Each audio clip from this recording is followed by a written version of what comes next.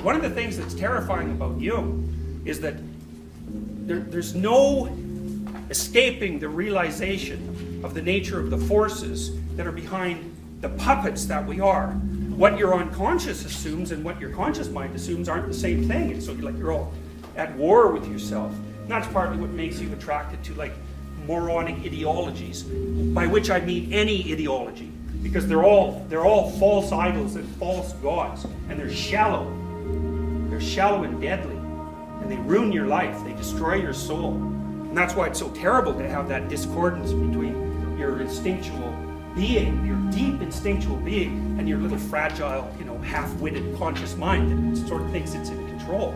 It's like, you're not in control of anything. Believe me. As long as everything is pretty much perfect, your conscious mind is in control. But as soon as things deviate from the path to any degree whatsoever, the really smart parts of your brain take over. And then you do what they tell you, or you suffer the consequences. So you see this with people who binge eat, for example. Or sometimes people develop a condition called polydipsia, which is often a consequence of hypothalamic damage attendant on a stroke. And they'll drink water till they die. You cannot stop them, because they're ragingly thirsty, like someone who's starving. And like, you can say, well, you've had enough water. It's like, no, that is not going to cut it. It's not going to cut it. You're not getting anywhere with that. In Pinocchio, that's why Pinocchio is a puppet, right? Something's pulling his strings. He's a marionette. And the things that are pulling his strings, well, they might have his best interests in mind, but they might not too. And so that's what Pinocchio is about, actually. It's also about how not to be a mannequin. It turns out that you have to go to the bottom of the ocean and find your father in a whale and then drown. That's how you stop from being a puppet. It's like, and you think, well, you don't believe that. And I would say, well, yes, you do. You went and watched the movie and you enjoyed it. Not only that, you understood it, even though you don't have any idea what it's about. And you walk out and you don't even notice that you're so peculiar that it's just beyond belief. You don't even notice that that's so peculiar. It's like, what the hell are you doing in that theater? Watching this marionette follow a bug around to a whale. It's like you walk out, oh, that was so touching. And the only way that he can get out of that is to go down to the bottom of the ocean, as deep as he could possibly go, deeper than anything is willing to go, to find his father. What's his father? His father is the culture that he lost touch with. And to the degree that you guys are lost, like all human beings are lost, the reason you're lost is because you've never rescued your father from the bottom of the ocean. You haven't gone deep enough. It's necessary.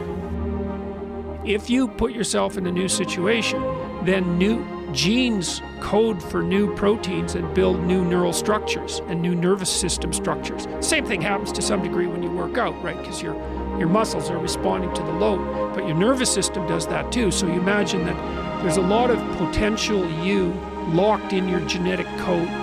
And then if you put yourself in a new situation, then the stress, that's the situational stress that's produced by that particular situation, unlocks those genes and then builds new parts of you. And so that's very cool, because who knows how much there is locked inside of you. Okay, so now here's the idea. So let's assume that scales as you take on heavier and heavier loads. You get more and more informed because you're doing more and more difficult things, but more and more of you gets unlocked.